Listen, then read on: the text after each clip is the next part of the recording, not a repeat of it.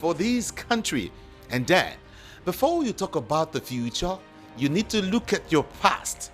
And joining me to help look at the past is a philosopher, a historian, and of course, a senior journalist. He is a writer too. He's my very good friend, Peter Anosike. He's with me in the studio, and together we'll be looking at some of these stories. Good to have you join us in the studio, Peter. Good morning, I can say that I'm happy to be here. All right, yeah, that's good. Everyone, feel free to, join the conversation, okay? You also have to be happy you are listening to us, okay? So let's join me on YouTube. You can watch us live. In fact, that will be better, okay? And of course, you can also join, or you send me a message via WhatsApp. If you're listening to me from outside Nigeria, yes, also do WhatsApp. And the WhatsApp number is 081 717 56338. 081 717 56338. Okay, yeah, that's the number. Like I said, we'll go into we want to have a little bit of there's a word I want to use now, but it's not coming to my head right now. But just sit back and relax, okay? Let me take you down memory lane. But first, we want to look at two basic issues. One is the fact that Igbo women are telling Yakubu Gowon to speak up, say the truth about what actually happened. Don't hide anything, just speak up, okay? Let me give you a breakdown. A coalition of Igbo women under the Igbo Women Assembly, IWA, has urged former head of state, General Yakubu Gowon. You are listening to the number one station. The Voice of the People, 90.3 FM. Do not touch that dial. All right, welcome back, everyone. My name is Jude. Now, let's begin the conversation. I told you earlier, before I went on a short break, that the Igbo Women Assembly, IWA, has stated that honoring victims of the Nigerian Civil War is a proper and globally recognized practice and should not be criminalized or misunderstood. And they went on and on and on to tell General Yakubu Gowon to spill the truth, about Aburi Accord and the real cause of the Nigerian Civil War. Anosike, Igbo women are coming out this time and, of course, telling General Yakubu Gowon to spill the truth. Is there any other truth to spill? IBB spoke a whole lot about the Civil War, and these people are coming out to tell Yakubu Gowon to, as a matter of fact, spill the truth and hide nothing. What is there again that hasn't been said? Well, people want to hear from the horse's mouth, being in the person of Yakubu Gowon, because he was the head of state during the time, and he was the one that went to Aburi. Understand me? So that is why they want to hear from him. And again, Gowon is in his 90s, and definitely may not be staying for a very long time. Understand? So what the Igbo women are saying basically is that he must not die without saying the real thing that happened. Understand? Mm-hmm. That's what they are saying. But assuming that they say if you want to hide something from an African, if you want to hide something from a black man, put it inside a book, because they don't read. This is what Westerners, people from the Western world say, understand me? Understand? So, but the truth is that I have written about the Aburi Accord over 10 years ago. This is 2025, over 12 years ago. You wrote about it? I wrote about it because I got the real story from those who were there that's at the time. Understand me? I wrote it about 12 years ago because the issue is this. One, when you follow that the right people, you get the right information. Just like as I exposed in my book that the 1966 coup is not a Biafran coup. Understand me? Which Babangida later confirmed. So any day that Gowon decides to talk about Aburi, what he's going to say is what I've already stated in my book. Because I have the right information.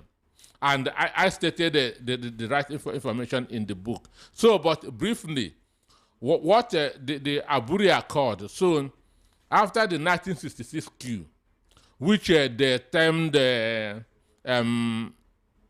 Igbo coup, I said termed. Okay. Understand? And in the book, I stated categorically that it was a coup against the Igbo interest. Understand me? Okay. I stated that Nzogu was manipulated, understand, to stage a coup against the Igbo people. Understand? Because if there were any people that was benefiting before 1966, it was the Igbo people because they were everywhere. They were everywhere. Azikiwe was there as president, though on ceremonial basis. Understand me? One for Orizu was the Senate and president. So Igbos were everywhere. The Igbos were dominating both in the bureaucracy, even in business. So there was no reason for an Igbo man to stage a coup. But the coup was staged, and to give a dog a bad name, they said that it was an Igbo coup.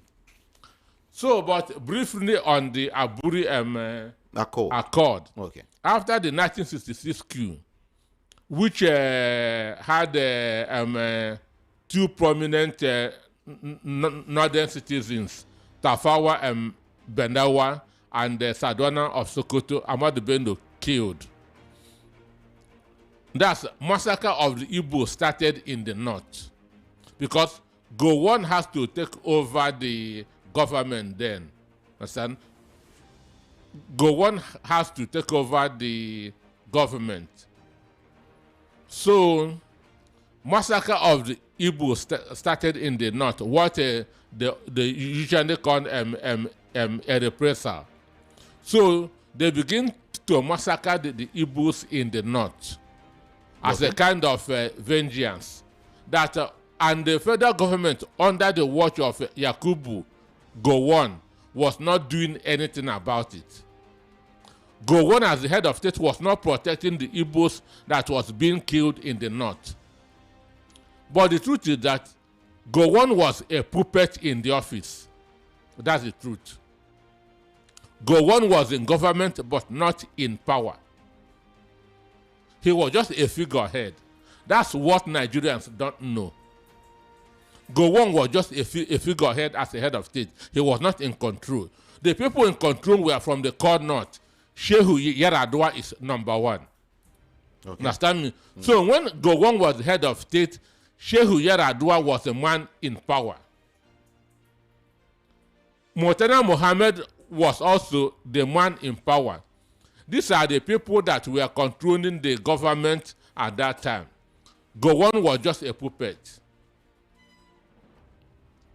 Gowon was just a puppet. Okay, so there we are. The massacre was going on. The government was not doing anything. So up to towards the end of 1966, there were already 1.8 million refugees in eastern Nigeria. 1.8 million refugees, because Igbos were running down from the northern states to the east to avoid being killed. So they were just killing. That's every day at Enugu. Ojukwu was welcoming dead bodies. Dead bodies were arriving from the north. So when this thing becomes so much, then that's at the time the Prime Minister of Britain was Harold Wilson. Then the British High Commissioner to Nigeria at the time was Sir David Hunt. So Sir David Hunt hated Ojukwu. Understand me? Reason. The reason why he hated Ojukwu was anytime he comes into a room, Gowon will jump at his feet to greet him. Rankadedesa. But Ojukwu doesn't do that. And David Hunt is a racist. So because of that, he hated Ojukwu. Because Ojukwu was not bowing to him as Gowon used to bow. So David Hunt now felt that Ojukwu is a very proud person. Understand? Even academically, Ojukwu was far more qualified than Sir David Hunt, who was the British High Commissioner at that time. That's at the time. Ojukwu was an Oxford University graduate. So when this thing continued, Britain now decided that to hold a conference in Aburi, Ghana. Aburi is a town in Ghana. In Ghana. So Gowon was to lead the Nigerian government. Ojukwu, as governor of Eastern Nigeria, then was to lead the Eastern Nigeria delegate. So they met at Aburi, and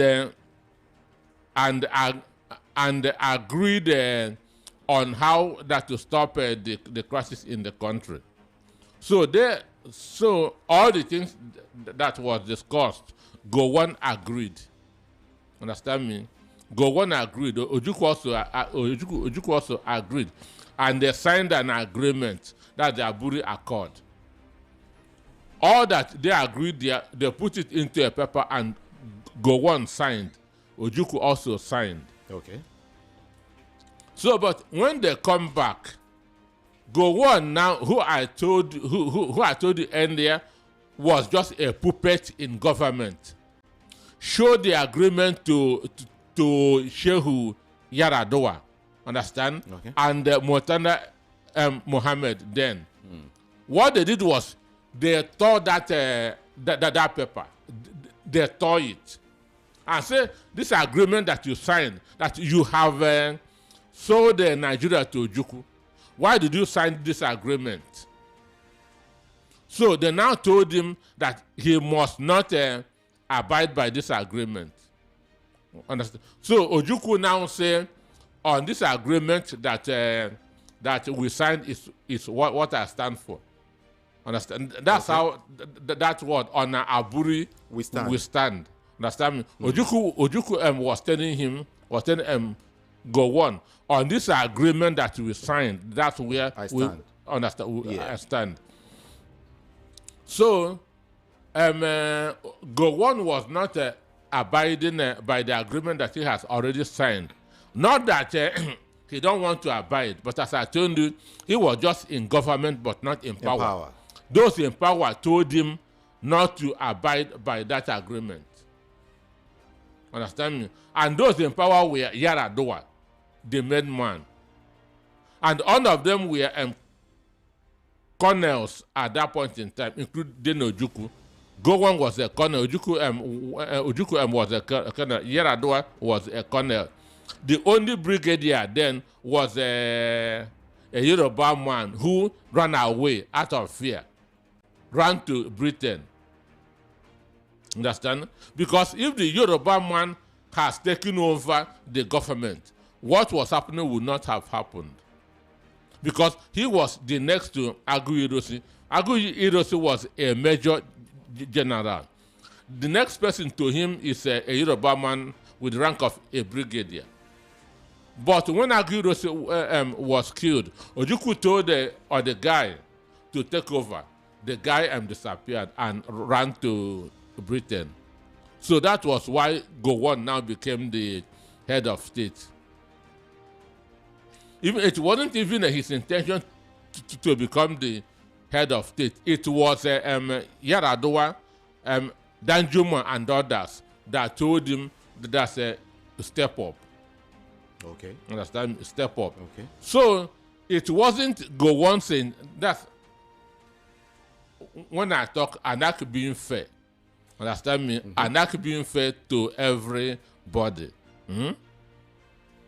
One, Gowon went to Aburi, agreed on all the things that was discussed, and they signed the agreement. Yes, I agree. But on coming back, the powers that be in the country then told him, we don't like this. They thought that agreement. It wasn't Gowon that thought the agreement. Okay. It wasn't Gowon that decided not to abide by it. It was the people in the core north that told him that he shouldn't abide by the agreement. In the same way, when civil war started, it was the same Gowon people, the Benue and Plateau state then, that fought the war. The war. Understand me? So the core north have been using people in the north central, right from independence up to today. Okay. Understand me? The people in the core north have been using those in the north central as slaves up to today. Understand? They just told Gowon become head of state, but as a figurehead. Gowon has no power. Yaradua have that power. Understand? Let's very little. Before you go on, okay. I hope you get that line when you get back on track. But I just want to, I want you to point out a few examples. When you said that the core north has been using north central as, what you call that again? As errand boys or whatever. As slaves. Slaves. That's the right word. I would want you to cite example if possible. Okay. Yeah. I said that when Gowon returned from Aburi and showed them what he signed in Aburi, they tore it.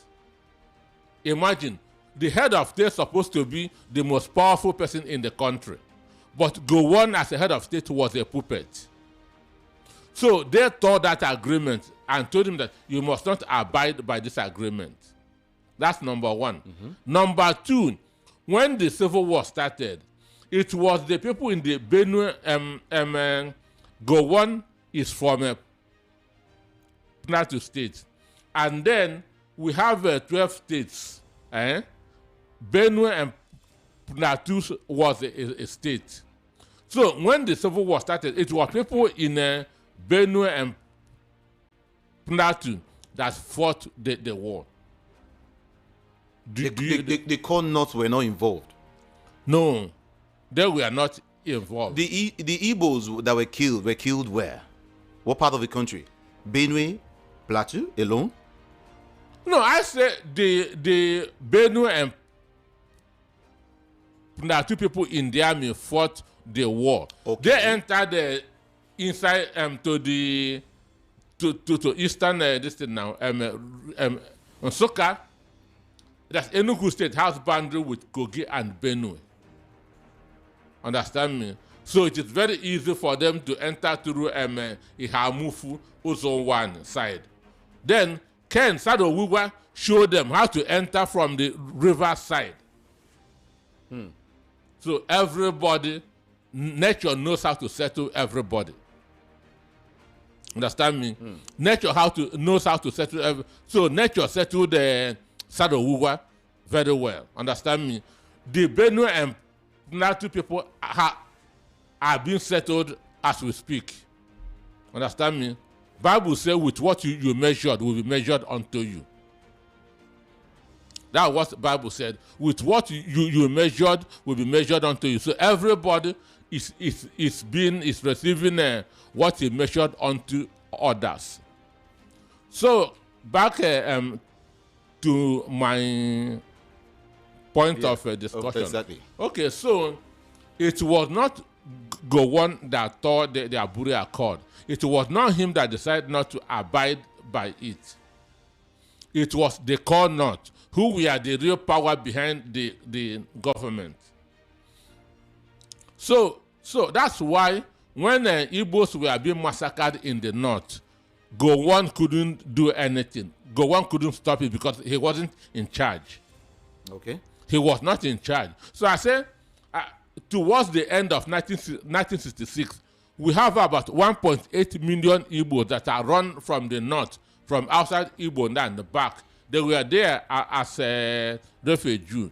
So then, towards April of 1967, Igbos decided to say that we cannot continue under this arrangement, since this government cannot protect us. That's why Igbos decided to secede from Nigeria. But again, it wasn't Ojukwu that took that decision.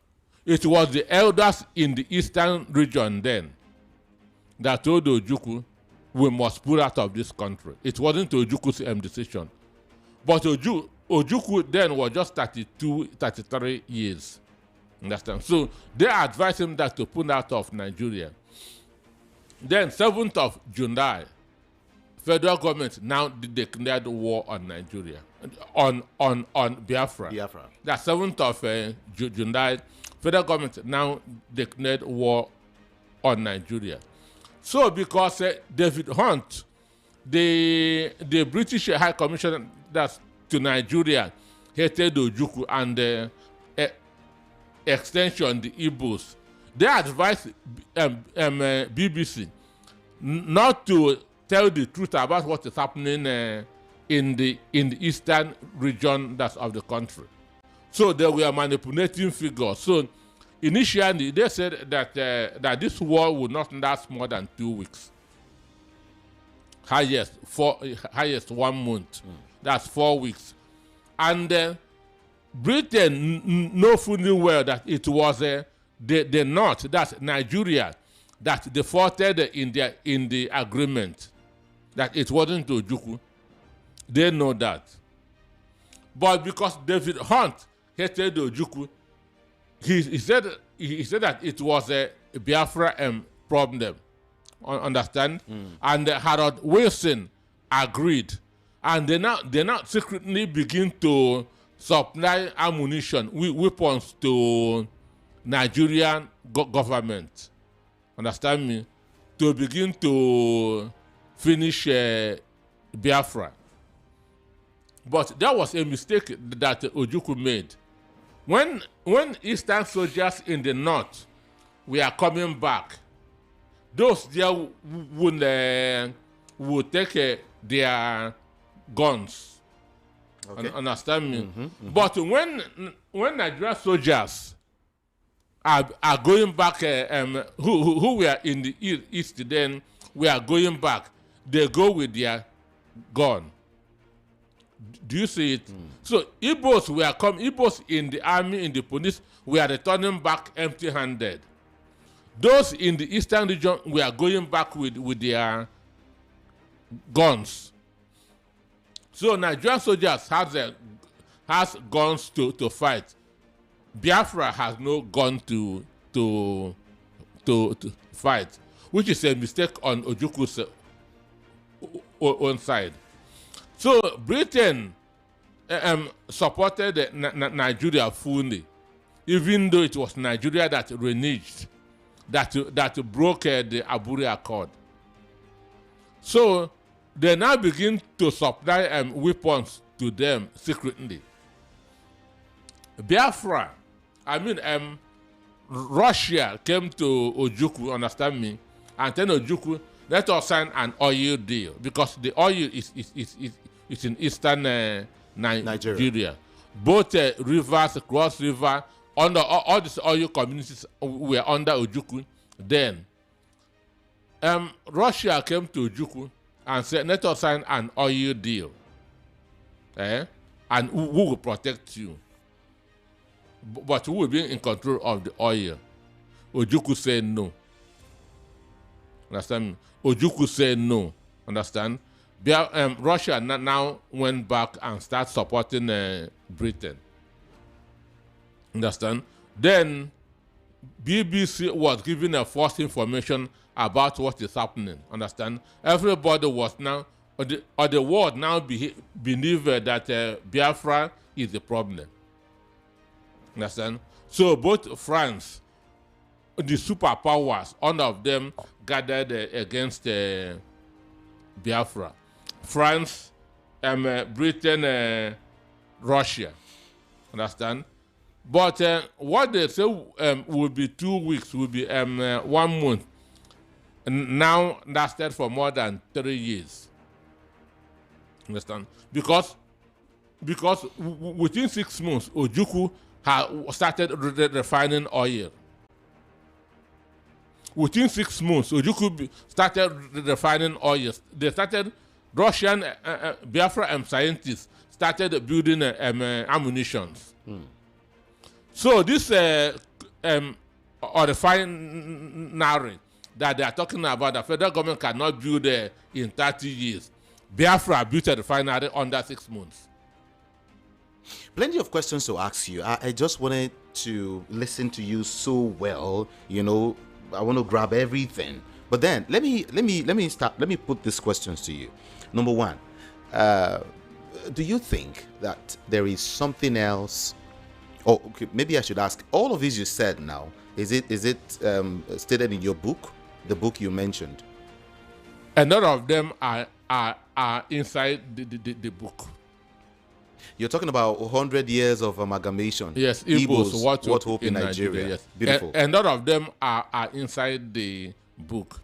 And I also want to say, one of the reasons why Nigeria is the way it is now. Okay, let me go back a bit. Okay. I don't really have sympathy for Gowon, but I like telling the truth. At the end of the war, mind you, what Gowon said just this week is that he said that the Civil War time was one of his most problematic time. Okay. That's what Gowon said. Understand? That the Civil War was his toughest time. Understand? At the end of the war, Gowon declared the 3R: reconstruction, rehabilitation, and reconciliation. The same year Aduadam, the same people in the core north told him, don't implement that. Understand me? So Gowon regretted the war. Okay. Is this all of this now? Do you think Yakubu Gowon at any point in time would want to come out to say all of this? Because these women are asking him to say everything there is to say, to mention as regards the Biafra war. But then, do you think, because you rightly said that the man is getting old, he's 90s, understand me? He's in his 90s. Does that make him? Would you want to say he should forcefully say what he wouldn't want to say for one reason or the other? He's a soldier. A soldier is trained to be brave. Understand me? So, and just like as I'm saying it now, it seems I'm defending him. Understand? Mm-hmm. But what I'm saying is the truth.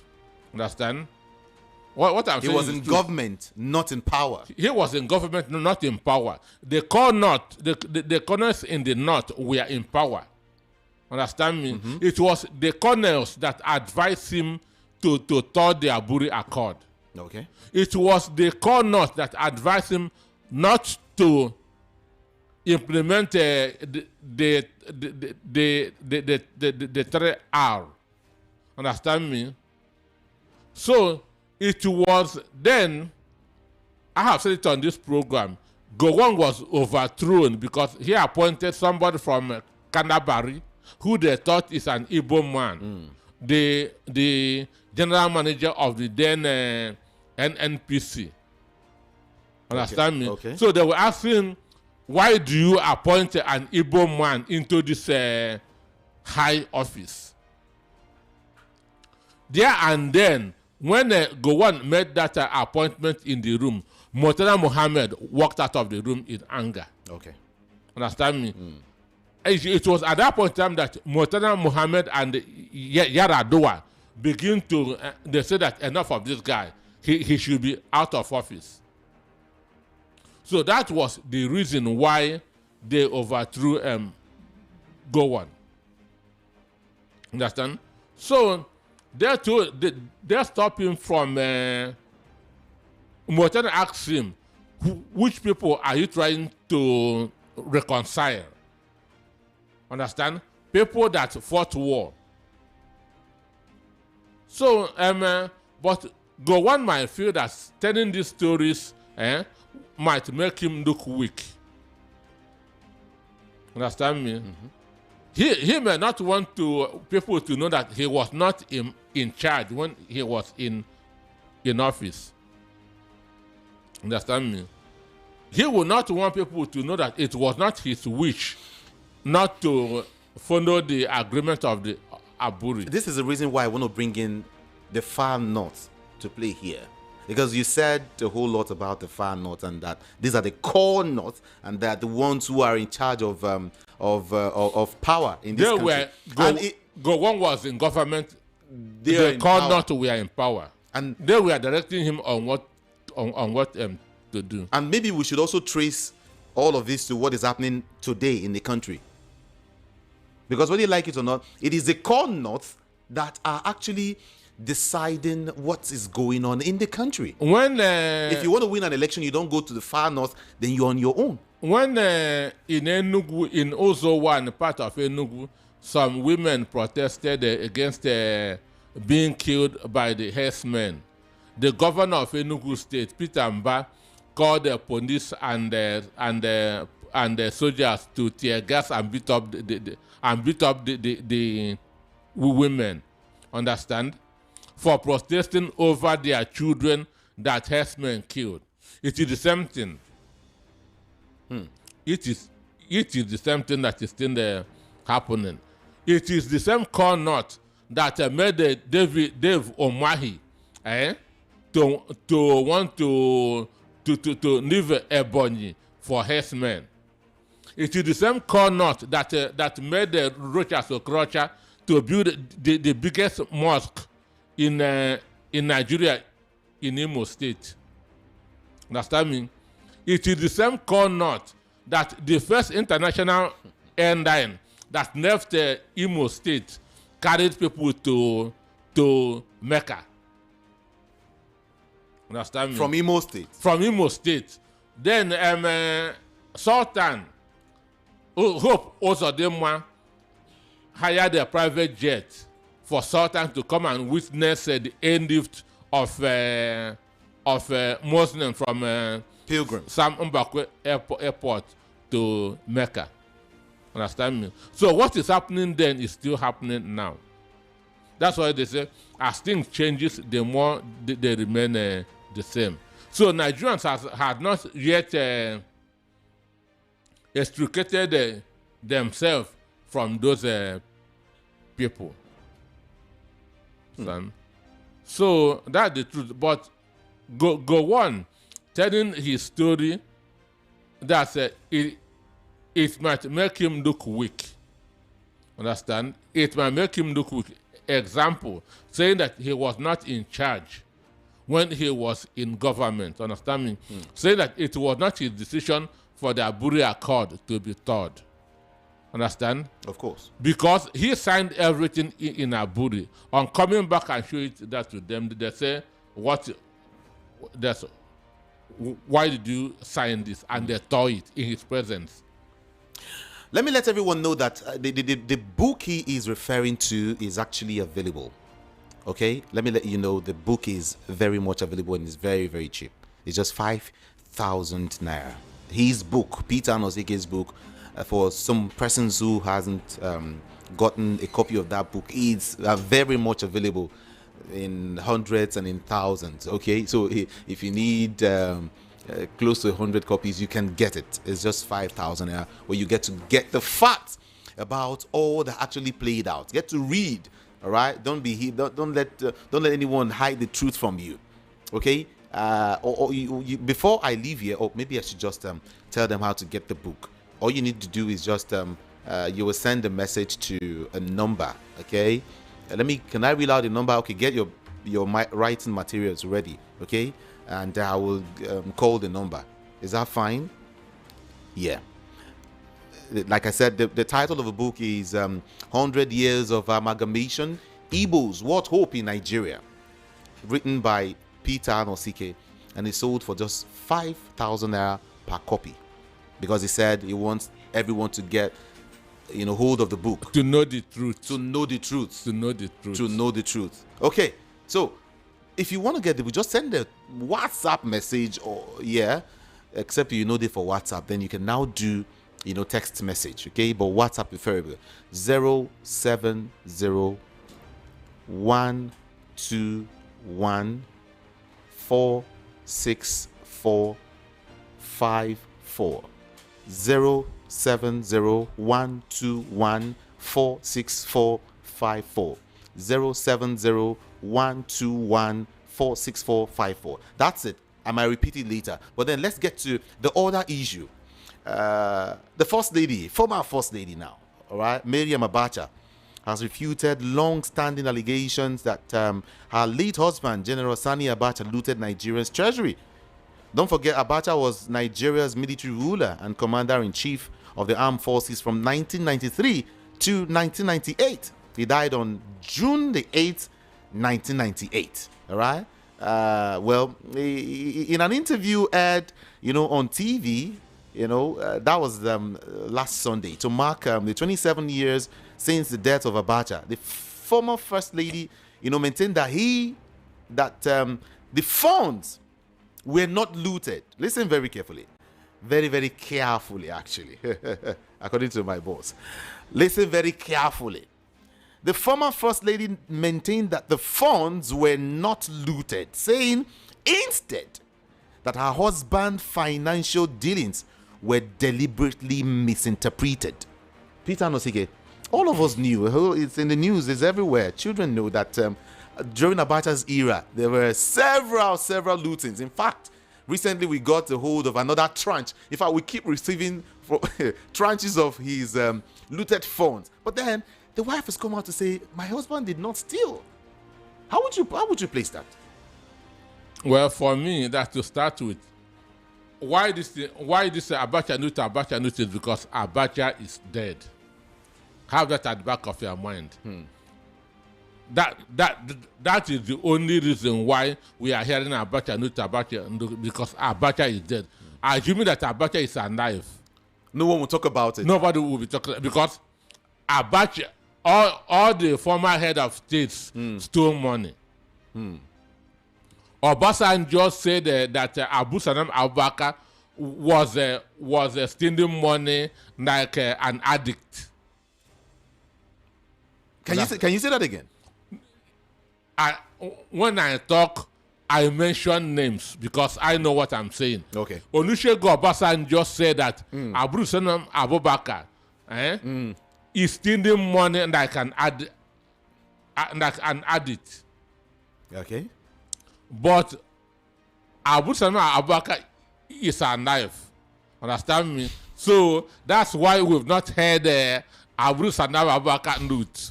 Oh, really? Understand me? Okay. Buhari is alive. That's why we didn't hear of Buhari loot. So all these things is people are saying because Abacha is dead. Okay. Understand? Because it's not only Abacha that stole money, others stole money. Others stole money. And again, some of these Abacha men are in Tinubu's government. Many of them are in Tinubu's government. Issa Baguda, to mention one, was one of Sani Abacha's henchmen. Understand me? Issa Baguda, who is the current minister of budget, is one of Sani Abacha's henchmen. So this, and he has remained silent as if he doesn't know what is going on. So the issue is this: when Abacha died, Issa Baguda went on exile. He felt that that the next government may arrest him for serving under Abacha. He ran away on exile. So when Obasanjo began to insist on recovering Abacha's money, Isa Baguda felt that Interpol may come after him in exile. He ran back to Nigeria. Understand me? Okay. And why are we hearing this Abacha news? Because Abacha imprisoned Obasanjo and intended to kill him. So what Obasanjo is doing is a revenge right? on Abacha. This is the truth that a lot of Nigerians don't know. Understand me? Because Abacha arrested Obasanjo, put him in prison, and the intention is that all of them will be killed. Understand?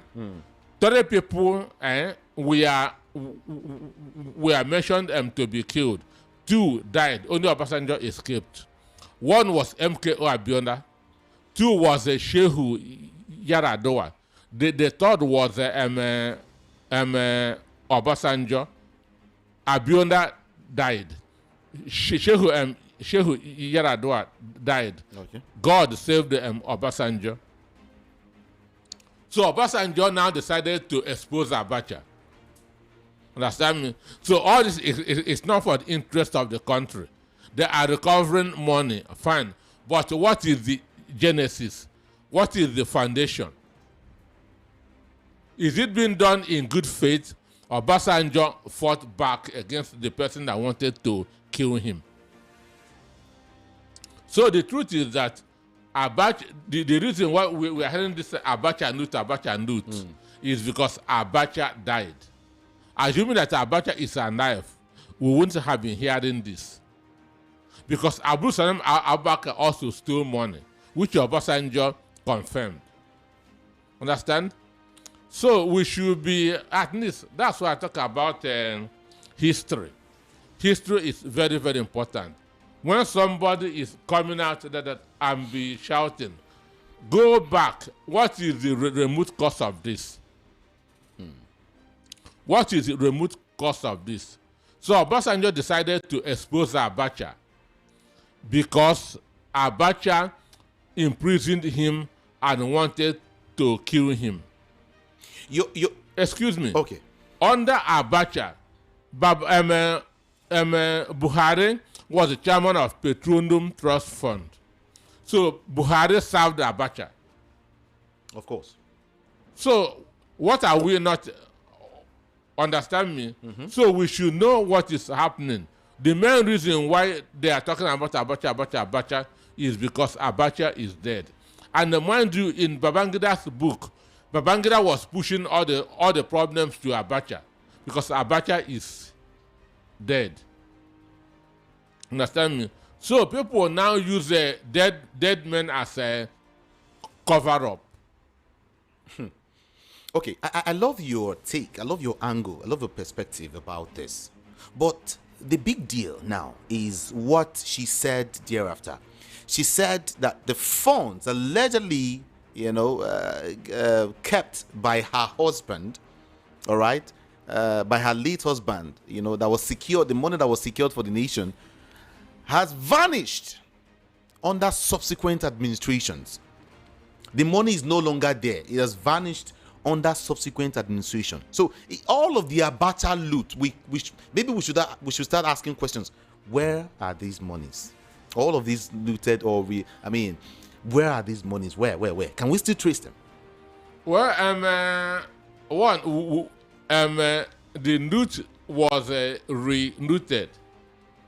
Okay, the loot was relooted. Understand me? So what are we talking about?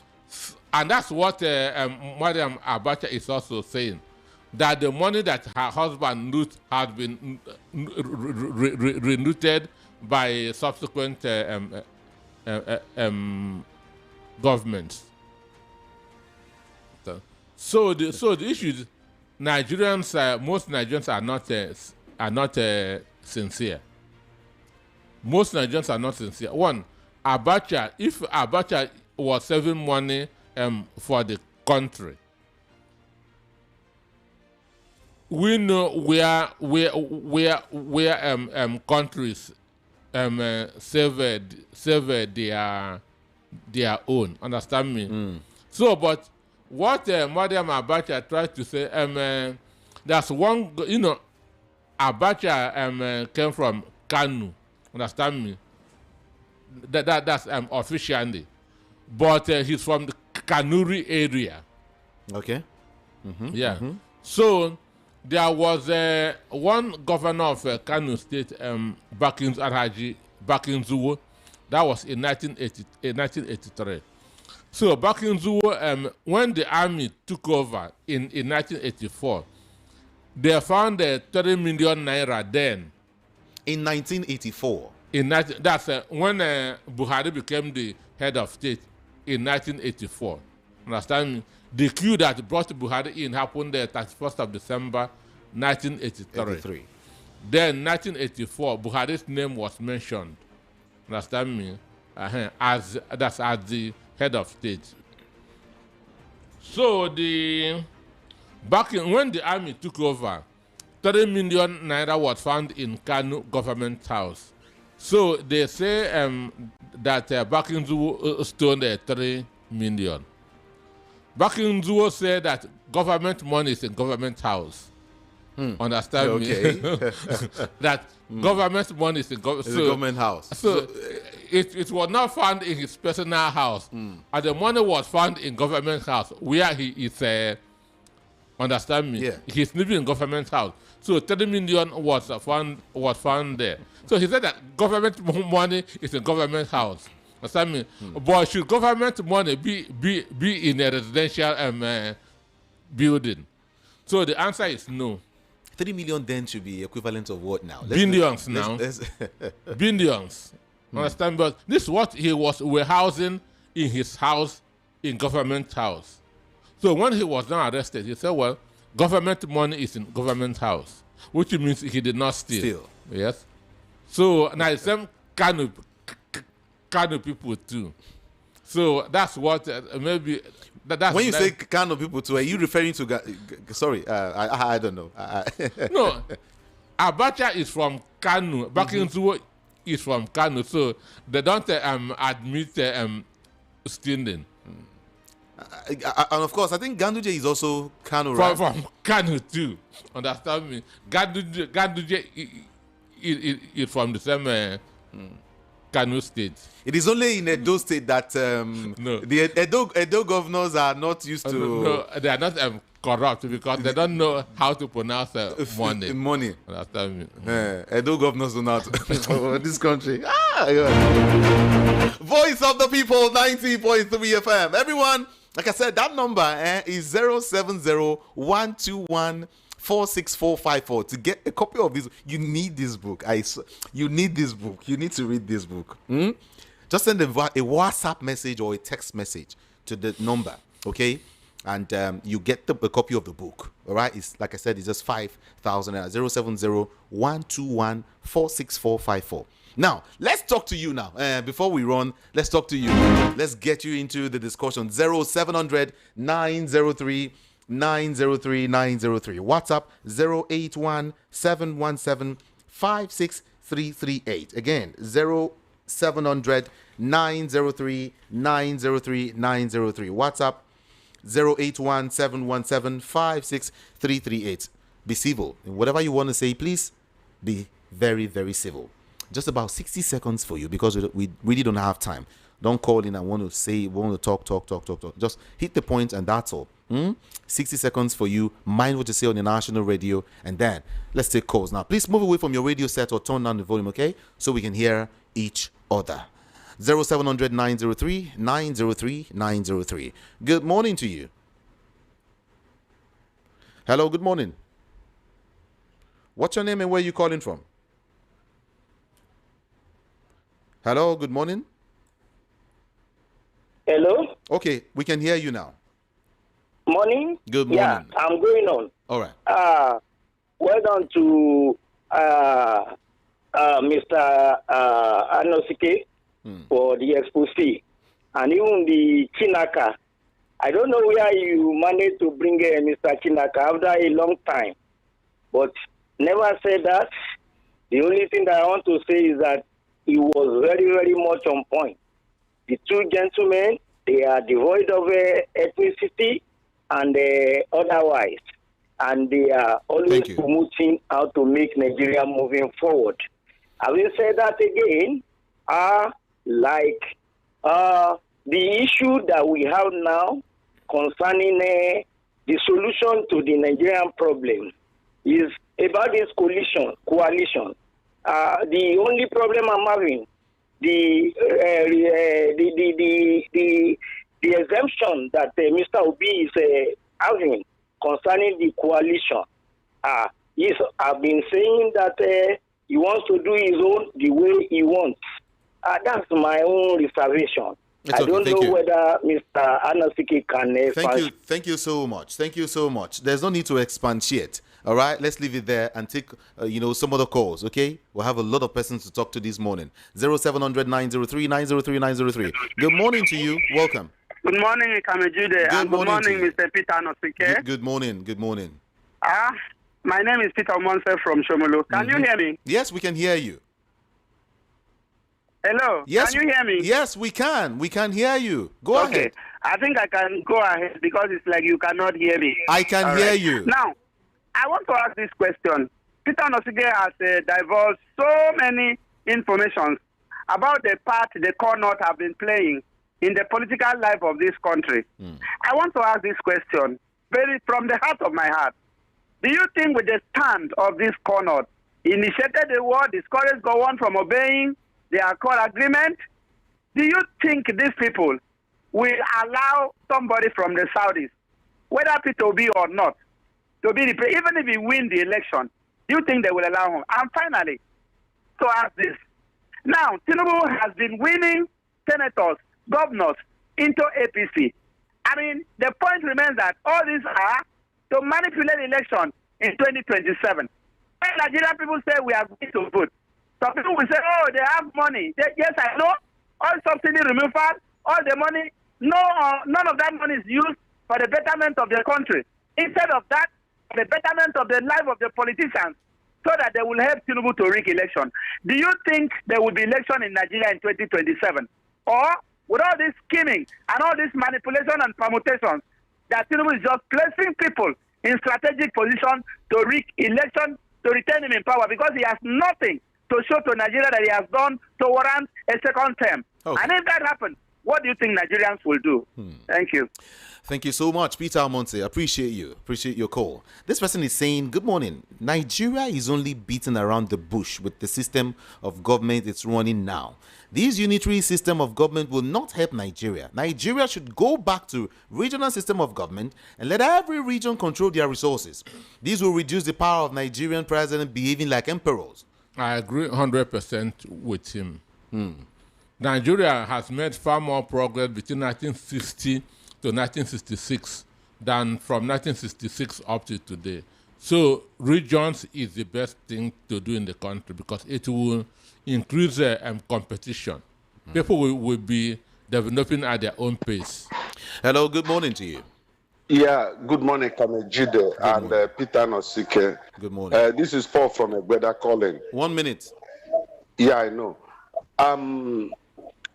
The question I want to ask Mr. Peter Anosike, have you considered the foreign influences during our political, electioneering period, that foreign influences plays a part in determining who will become the president? And the electoral reforms that INEC is not prepared, as even we are told now that INEC have refused to allow new political parties to be registered. Now, the states that APC could not win through voting, they are winning it now through defection. So what are the implications of all this? Thank you. All right. Thank you so much for calling. Hello, good morning to you. Hello? Good morning. Good morning. All right, talk to us. You have the best on the line. All right. I'll get my mentor here. All right, let's go. Okay. that is it, the agreement was signed in Ghana, right? Of course. Okay, that time they don't call it Aburi, they call Aburi. Okay. That's the pronunciation of Ghana. Aburi Accord. Aburi Accord. Aburi Accord. They're not called if it's happening from Ghana, that village. Okay, it's okay. It's not about name now. It's Aburi. I've always heard Aburi. Aburi Accord. Even if it's Aburi, whatever. There's Abu inside. Aburi Accord. Aburi. Hello, good morning to you. Good morning, Mr. Ju. Good morning. Mr. Peter Nosike, good morning. Good morning.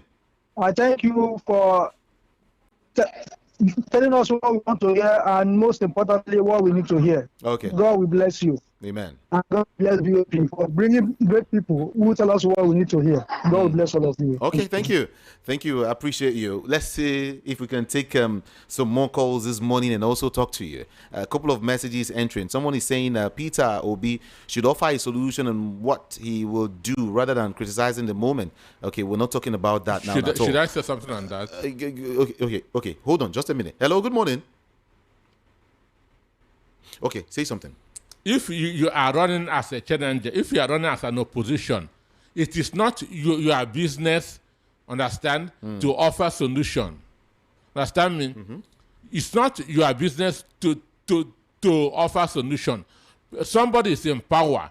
It is his business to solve problems. So if P2B tell Tinubu, this is what you should do, this is what you should do, and Tinubu begin to do it, what is P2B now contesting for? So if you are running as an opposition, it is not your responsibility to help the government because you want to take over from them. Okay. So if you begin to tell them, do this, do that, and they begin to do it, what are you running for? Because what you want to do, they're already doing it. Okay. Good morning. With the high-handedness of Bath's administration, we are going back to Abacha's era. One-party system, defections to APC, Nigeria, shine your eyes. Peter Eugene Okeke from Ladipo is the one who sent that message. Okay, let me see if I could, let me read some other messages here. Eugene Mary from Isheri saying, the narrative by Mr. Anosike is exactly what happened. I had said it that the other day that Gowon is a what? No, I don't want to use that name.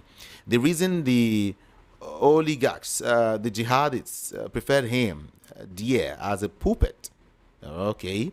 However, there were few other names that were not mentioned who were the architects of Aburi Accord refusal. One, Hassan Katsina and Awolowo, who stated to them why it's not favorable to them. But I'm surprised that Gowon is playing the ostrich. It is a sign being a what? At his age, 90 years, what is he afraid of? God that preserved him till this day is doing so for a reason. The earlier Gowon wake up and become a man of himself, the better for him in making peace with his creator. Look at what is happening in his state, Plateau. Had he said anything about it? Has he said anything about it? He should be advised to wake up. Okay? That's what he said. The number you are calling, that number is just to ask for the book, to book for the book. I am not saying you should call the number. Just send a message, a WhatsApp message to that number. All right? If you need Anosike's book, it's just 5,000. Okay, now let me read these other message. Oh, wait, let me take this call first. Hello, good morning. Hello, good morning, sir. Good morning. Let's go. 1 minute. And and good morning to Mr. Peter Nosike. This is Chike from Abacha. Okay. First of all, this history is something that is very, very important to us, especially we. Me, I'm under 30 years. Everything that I listen is just about story. That's something that happens for a past. But I thank Mr. Peter Nosike for all the job that he's been doing. He's been enlightening us. May God bless him. But Jude, before I go off, there is one man that called Tochukwu Izukama. I don't know where Esther used to go and bring that man from. That man comes to this radio station and lead all of us. And you guys should consider stop bringing that man here. Because all what he said is the opposite side of what Peter is giving to us. It's okay. It's okay. So it's quite confusing. It's okay because of our time. Thank you so much. We're running, please. Okay, I'm sorry. This person is saying, good morning, Mikami Jude. For me, I'm not surprised the way the country is going, because the winning party using the people they battle with, and you want them to deliver to you? No way. Very soon they will go back to their parties. All these are not news to us in this country. All right. Tomorrow, these same people will come out for another post, and we the masses will come out to vote for them. Okay, well, Kashika Paul from Kirikiri town is saying this, and then he said, wow, so you mean the book is still 5K? That's wonderful, because in Nigeria today, price they change every day. God bless the writer, VOP station. Thank you so much for sending that. Good morning, Jude. I chuckle when I hear people who still support this government of APC. I did not in this country. APC has failed woefully. Peter Obi isn't the president of Nigeria yet. So the naysayers should stop calling him out or telling him to support this failed government. Nigeria must rise up and take back their country. Enough is enough. God bless Nigeria. Edozie Din Naji is the one sending that message. And then the issue of coalition will be destroyed by a population from the core north who don't believe in competency but tribalism. So Peter Obi should know that the core north don't believe in him thanks to tribalism. Bro John from Isolo. He says, secondly, the issue of allowing a region to control their resources will not work because some states don't have enough mineral resources to aid them grow. Therefore, they move to the center for help. Bro John, you want to respond to that first? Every state has enough resources to sustain it. In Nigeria? Every state in the country. Okay. Even though some have more than the others. But every state has something under their feet that can sustain them. There's no state in Nigeria that don't have mineral resources. Okay. Understand Nigeria me? is blessed. Then what about the issue of Peter Obi he mentioned? Tribalism. He said the core north don't want Peter Obi to come in as the president. So, I don't know. What do you have to say? Well, somebody talked about Peter Obi doing it alone. For me, I don't think that Peter Obi will succeed doing it alone. I'm in support of Peter Obi joining a coalition, because what we need is a wide margin of vote so that it will not be easy to rig. That is my position. We need a wide margin of votes, and the wide margin of votes can only come through coalition. Okay. So I want Peter Obi to be part of a coalition that will wrestle power from the APC. John Hollis from Mushin is saying, I'm appealing to Nigerians to request for electoral reform and amendment of the constitution, removing the power of the president to select CJN and INEC chairman. That's what he said. And let me see, you keep repeating these messages several times. Let's see. Okay. Where do I start from now? Where do I begin? Okay, why all these glamoring of 2027? Why someone that has been selected to vote us has not done anything for the past 2 years? Focusing on 2027, who will work for the remaining 2 years? Chai. Now, wow, Nigeria with power. Again, politicians are not there to select, for who will lead us. Whether Peter Obi is good or not, they should allow us, the citizens, to make our choice. Mommy Sam from Ayobo, he said this man should be taken seriously in terms of building Nigeria. If all the Igbos will still have regards as part of the country. Okay, Judah, even if this money was looted now, it has been recovered. It has been recovered. Is the money now in the safe hands, or is it in the hands of criminal worse than Abacha? I beg, if we want to know the truth, let's start probing those that are alive to know how our money are being spent. Okay, thank you so much. Because of our time, I'm running seriously. Okay, Peter Hanosike, we have to go. Before you go, for those of you who didn't hear me, if you want a copy of that book, 100 Years of Amalgamation, Igbo's World Hope in Nigeria, it is just 5,000 naira. It was written by Peter Hanosike. You'll read much more than we cannot discuss here. He mentioned sensors. He mentioned so much. All of the things IBB said, he mentioned it. So much more. So much more. So if you need a copy of the book, it's just very easy. Send a WhatsApp message. It's better. Or if you're not on WhatsApp and here, you can now do text message. But to this number, 070 121 46454. 070 121 46454. 070 121 46454. That's the number. Just send the WhatsApp message to that number, and then you get the book. It's just 5,000 naira. Peter Nosike, before you leave, I just want you to through this coalition thing. How far so far? Some persons, Daniel Boala said, all of these persons coming together, they are sets of incompetent people. All they want is just to grab power, especially Peter Obi. Well, Daniel Bawanda has a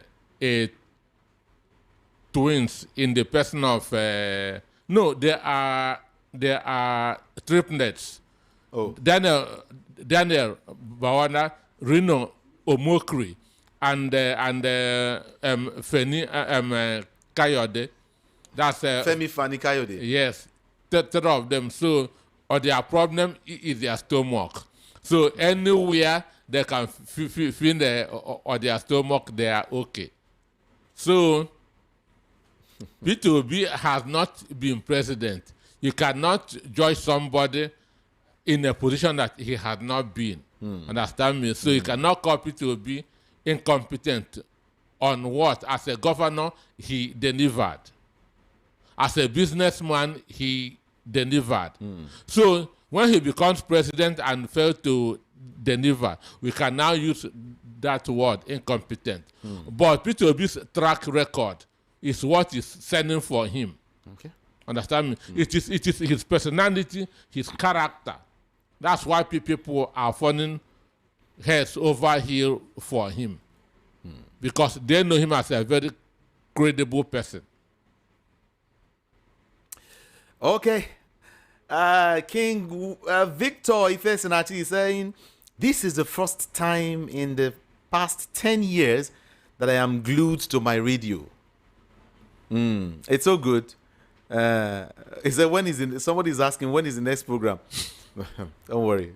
I would always be here. Catch me here live first 7 a.m. and then 10:30 a.m. Okay? 7 a.m., 10:30, or you might say 11, but I am always here every weekday between 7 to 12. All right? 7 a.m. to 12 a.m. We have a lot to talk about, everyone. Thank you so much for listening. It's time to go. My name is Jude Ikami Jude on TikTok, on Facebook, on Instagram, on X, on YouTube, everywhere. Just go type IKAMIJUDEH. IKAMIJUDEH. That is Ikami Jude. My name is Jude Ikami Jude. Good morning and have a wonderful day. I'm out of here. Bye.